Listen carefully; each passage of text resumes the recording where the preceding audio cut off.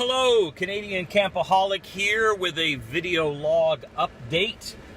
It is early June now. I'm sorry if the video quality is not that great. It's extremely sunny today, so it's probably a little bit washed out. I'm heading home from my workplace, and so just like my last video log, I thought I'd spend a few minutes with you guys talking about what's going on. We're now into the third month of the camping season here in southern Canada. We camped once in late April, and we've done 2 trips in May. The purpose of this video, though, is to talk a little bit about what I refer to as camping fever. To put that into context, our next camping trip is not scheduled until about 2 weeks from now, so it'll be about 3 weeks between trips. And I have to say that is a struggle for me and probably for you too. Once you're hit by the camping bug and the season is all set, all you want to do is camp, and more camp. Heck, if you could go every weekend, you would, but let's be realistic. Finances aside, going every weekend probably wouldn't go over too well with the family. But for me, where I live, the camping season, if you're lucky, will last from May to, let's say, October. If you've got a travel trailer like we do, you could probably stretch that April into early November.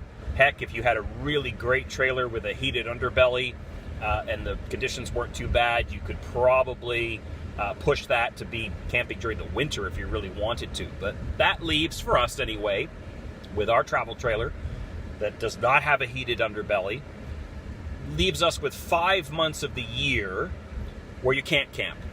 5 months, that's almost half a year of no camping.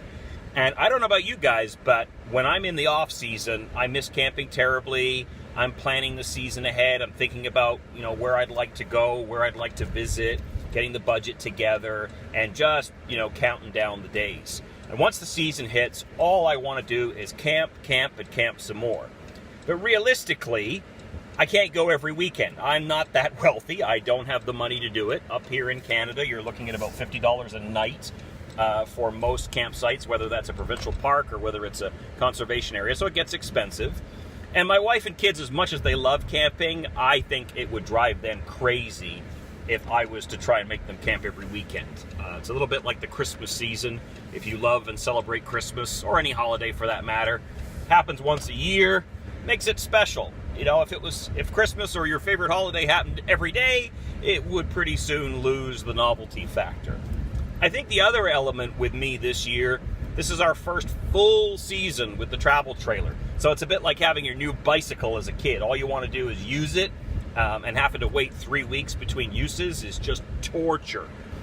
I realize as I'm talking to you about this, though, I must sound like an absolute spoiled ass in a way, because I'm sure there are people out there who don't have the financial means to own a trailer. Or if they do, they don't have the means to camp that often. They may only get a couple of trips a year. We average approximately between 9 and 11 camping trips a season. Now, we're weekend warriors, so those are all weekend trips.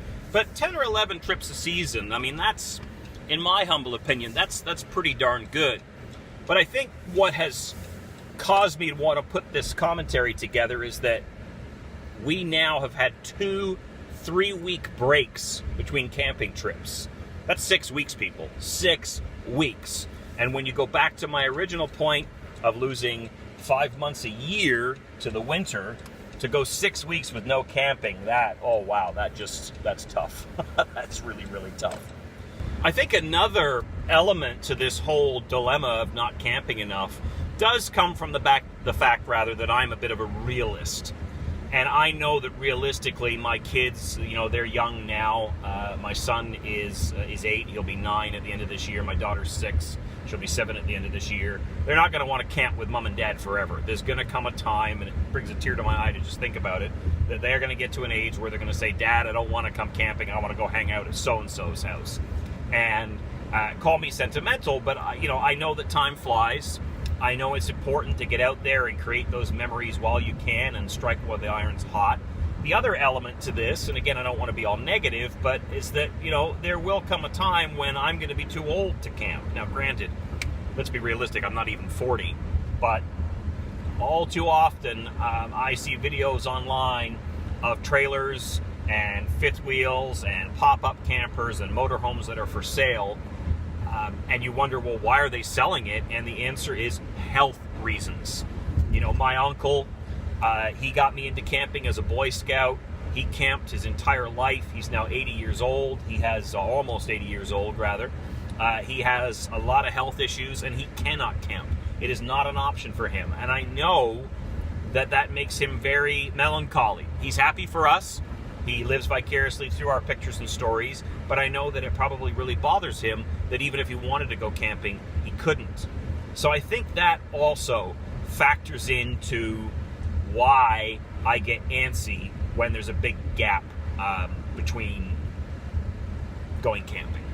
So what are we to learn from this? What am I to learn from this? Well, I think that, you know, if you've got camping fever, I think one of the important things to remind yourself is to be thankful. Stop focusing on the fact that you're not camping enough and focus on the fact that you are so blessed and lucky to be able to camp. Focus on living in the now. I love camping because it allows me to escape from the daily grind. It gets me back in touch with nature.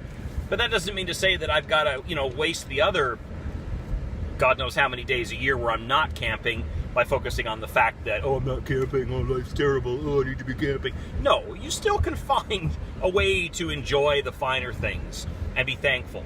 And I think that's really the key here, especially when you think about the fact that, there's things to enjoy in the winter too. You don't want to spend 5 months just staring at the calendar counting down. So if you too can empathize with my spoiled rant, put some comments down below. How do you cope in the off season? What do you do to keep your spirits high and make the best of it? What do you do if there's big periods between camping where you're a little depressed and a little anxious and wishing you were camping more? What helps get you through? How many trips do you do in a season? I'd love to hear what other people have in terms of a regular season. Some folks might go for a week at a time, a month at a time, and only go once or twice a year, other than the 11 trips that we do over the course of a season. So anyway, I think that'll about wrap up this video.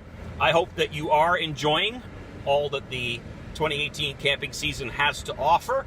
And happy camping. Please do subscribe if you don't already. We'll talk to you later.